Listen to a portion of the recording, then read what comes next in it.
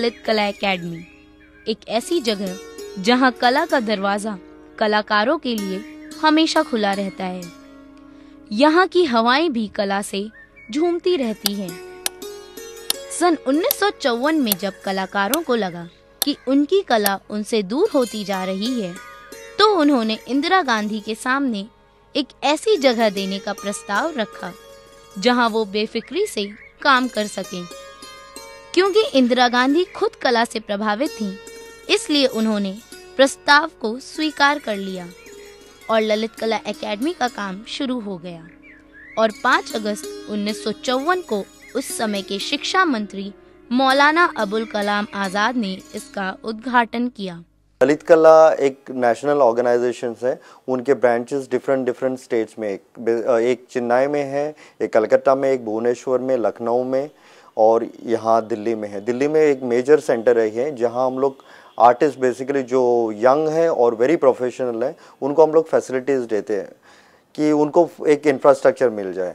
उस इंफ्रास्ट्रक्चर्स में हमारे पास पेंटिंग, प्रिंट मेकिंग, स्कल्पचर्स और सिरामिक्स डिपार्टमेंट है और इनमें community studio plus individual studio plus senior आर्टिस्टों के स्टूडियो। ये जो बाहर आप जो स्टूडियोज आपने देखा होगा जो सीनियर आर्टिस्टों के लिए भी है, वो studios mostly you can say last 30 साल से एग्जिस्टेंस में है और उसमें देश के जो बड़े बड़े नाम हैं उन्होंने एक पॉइंट पे यहाँ काम किया हुआ है, तो हिस्टोरिकली भी ये जगह बहुत मायने रखती है। यहाँ के कलाकार स्कल्पचर, पेंटिंग, ग्राफिक्स और सिरेमिक से जुड़े हैं। इनकी सुबह एक नए क्रिएटिव माइंड, आइडियाज और नई सोच के साथ होती है। ललित कला एकेडमी कोई स्कूल या कॉलेज नहीं है जहां बच्चों को कला पढ़ाई जाए। यहाँ कई जगहों से कला के क्षेत्र में माहिर कलाकार आते हैं और अपनी कला को नया रंग रूप देते हैं। इनके पास कला से जुड़ी हुई मास्टर और पीएचडी डिग्री तक होती है। इतना ही नहीं, ये कलाकार हर रोज कुछ नया सीखने को तैयार रहते हैं। सीनियर आर्टिस्ट में ज़्यादातर यहाँ बड़े नाम लिया तो आपने मंजित बावा, अर्पणा कौर, शमशाद हुसैन, ये सब आर्टिस्ट एक टाइम पे यहाँ के काम किया हुआ है। कंचन चंद्र, कविता नायर, के.आर. सुबन्ना, आनंद मोहन बैनर्जी, दत्तात्रेय आप्टे, ये बहुत सीनियर प्रिंट मेकर्स है जिन्होंने अच्छा देश में बहुत अच्छा नाम, इंटरनेशनली उन्होंने भी बहुत रिकग्नाइजेशन मिला, इन्होंने काम किया हुआ है। बड़ी बड़ी मूर्तियों को बनाने वाले वरिष्ठ कलाकार मुकुल देव ने बताया कि उनकी कला दूसरों की कला से बिल्कुल अलग है। मुकुल देव को पर्यावरण से बेहद लगाव है, इसलिए उनकी मूर्तियां पेड़, चिड़िया और प्रकृति से जुड़ी होती हैं।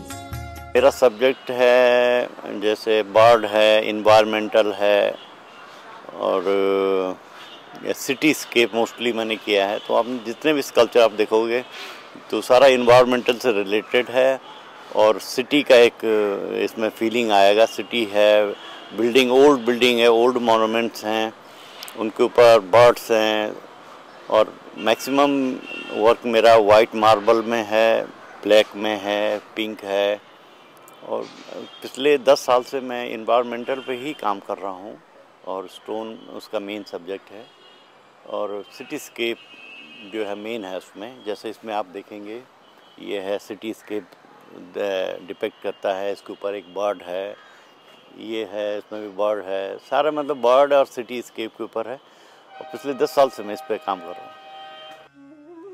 स्कल्पचर से जुड़े धुरंधर कलाकार भी यहाँ अपनी कला को तराशने आते हैं।